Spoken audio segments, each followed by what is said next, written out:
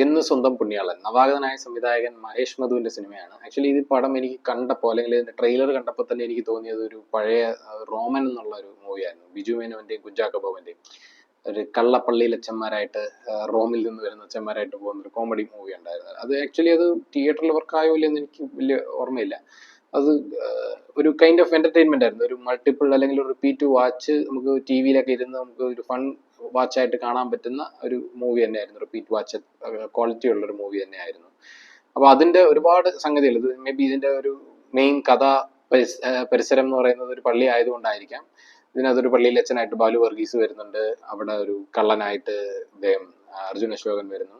അവിടെ ഒരു ചെറിയൊരു പ്രശ്നം ആയിട്ട് ബന്ധപ്പെട്ട് അനശ്വരരാജൻ വരുന്നു. കുറച്ച് കൺഫ്യൂഷൻ, കോമഡി, ഒരു ഒളിച്ചുകളി പരിപാടികളൊക്കെ ആയിട്ടാണ് ഇതിന്റെ ട്രെയിലർ. കുറച്ച് പ്രോമിസിങ് ആയിട്ടുള്ള ഒരു ട്രെയിലർ തന്നെയായിരുന്നു പടം.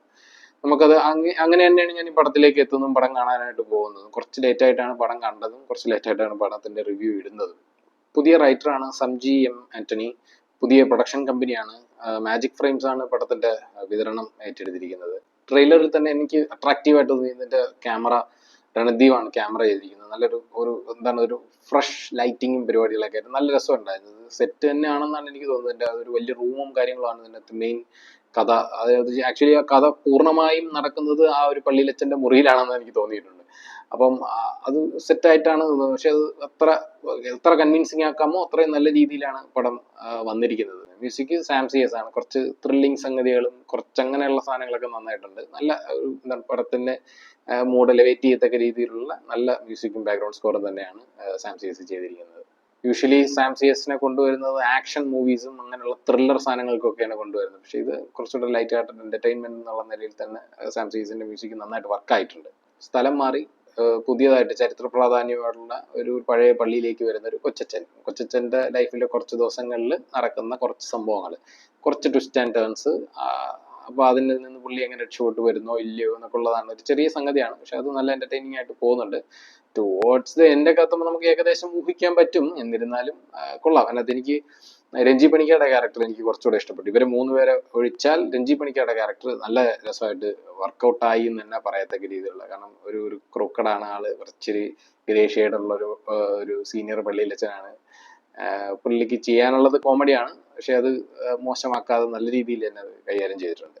പിന്നെ ഇതിൻ്റെ അകത്ത് സീനിയർ പള്ളിയിലച്ഛനായിട്ട് വരുന്നത് നമ്മൾ ഒരിക്കലും ചിന്തിക്കാത്തൊരു പള്ളിയിലച്ഛൻ ക്യാരക്ടർ എന്ന് പറഞ്ഞാൽ നമ്മൾ ഒരിക്കലും ചിന്തിക്കാത്തൊരു മുഖമാണ് അതിന്. നമ്മൾ കമ്മട്ടിപ്പാടത്തിലെ ഇലക്ട്രിക് പോസ്റ്റിന്റെ അത്രയും പൊക്കമുള്ള ഒരു രാക്ഷസൻ എന്ന് പറയുന്ന ഒരു ക്യാരക്ടർ ഉണ്ടല്ലോ. അയാൾ പിന്നീട് തമിഴിൽ ഒരുപാട് പടങ്ങളിൽ, റോക്കി പടങ്ങളിലൊക്കെ ഒരു മെയിൻ റോൾ ചെയ്തിട്ടുള്ള ആളാണ്. മിക്ക പടത്തിനകത്തും ഗുണ്ട അല്ലെങ്കിൽ റൗഡി അല്ലെങ്കിൽ നമ്മുടെ ഭീമന്റെ വഴിയിലെ തളർന്നു കിടക്കുന്ന ഡാഡി ഉണ്ടല്ലോ, പുള്ളിയുടെ പേര് എനിക്ക് അറിഞ്ഞൂടാ കേട്ടോ. പുള്ളി രസമുള്ള ക്യാരക്ടറാണ് അതിനകത്തൊരു സീനിയർ പള്ളിയിലച്ഛനായിട്ട് അല്ലെങ്കിൽ ഒരു റൗഡി ആയിട്ടുള്ള ഒരു പള്ളിയിലച്ഛനായിട്ടാണ് പുള്ളിയുടെ ക്യാരക്ടർ. പുള്ളിയും നല്ല രസമുള്ള ഒരു ക്യാരക്ടറായിരുന്നു പടത്തിനകത്ത്. മൊത്തത്തിൽ ഒരു എന്റർടൈനർ എന്നുള്ള നിലയിൽ നമുക്ക് കാണാം. പക്ഷെ എനിക്ക് പടം കണ്ടിറങ്ങിയതിന് ശേഷം എനിക്ക് തോന്നിയ ഒരു കാര്യം എന്ന് പറയുന്നത്, ഒരു തിയേറ്റർ വിസിറ്റുള്ള സംഗതി ഉണ്ടോ? Camera it's better. ക്യാമറ ആ ഒരു ക്വാളിറ്റിയിൽ നിങ്ങൾക്ക് ആ ഒരു പടത്തിന്റെ ഒരു ഫുൾ ക്വാളിറ്റിയിൽ കാണണമെന്നുണ്ടെങ്കിൽ ഉറപ്പായിട്ടും തിയേറ്റർ തന്നെയാണ്. പക്ഷെ കണ്ടന്റ് വൈസ് നോക്കുമ്പോഴത്തേക്ക് നമുക്കിതൊരു ഫൺ വാച്ച് എന്നുള്ള നിലയിൽ നമുക്ക് വീട്ടിൽ ഇങ്ങനെ OTT-യിലൊക്കെ വരാണെങ്കിൽ കുറച്ചുകൂടെ ഇപ്പൊ തിയേറ്ററിൽ ഓടിയതിനേക്കാൾ കുറെ കൂടെ ഇത് അപ്രിസിയേഷൻ വാങ്ങും എന്ന് എനിക്ക് തോന്നി. കാരണം ടി-വിയിൽ വരുമ്പോഴത്തേക്ക് ഈ പറഞ്ഞ പോലെ OTT-യിൽ വന്ന് നമുക്ക് കുറച്ച് നേരം കണ്ട് ഫൺ വാച്ച് ജസ്റ്റ് പോസ് ചെയ്ത് നമ്മൾ വീട്ടിലെ കാര്യങ്ങളൊക്കെ ചെയ്ത് അല്ലെങ്കിൽ പുറത്ത് പോയിട്ട് വന്നിട്ട് കാണാൻ പറ്റുന്ന അങ്ങനത്തെ ഉള്ളൊരു കൈൻഡ് ഓഫ്, അല്ലെങ്കിൽ റിപ്പീറ്റ് വാച്ച് സാധ്യതയുള്ള, ടി-വിയിലൊക്കെ വരുമ്പോൾ റിപ്പീറ്റ് വാച്ച് സാധ്യതയൊക്കെ ഉള്ള ഒരു മൂവിയാണ്. നല്ലൊരു ഫൺ വാച്ച് മൂവിയാണ്.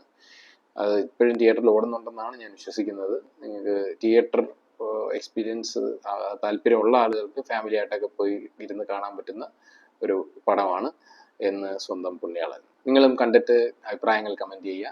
ബൈ.